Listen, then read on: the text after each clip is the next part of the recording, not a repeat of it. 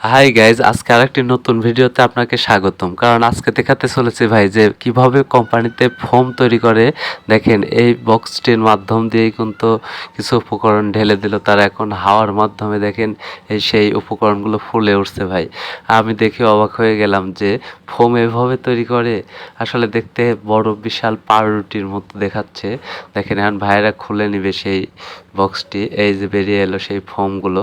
এখন এই ফোমগুলো দেখেন ভাই মিলে নিয়ে যাবে, মিলে নিয়ে যেয়ে এগুলোকে কাঠ ফাড়াই করার মতো ফাড়বে। এই যে ভাই দেখেন কাঠ ফাড়াই করার মতো ফেরে ফেরে নিচ্ছে ফোমগুলো।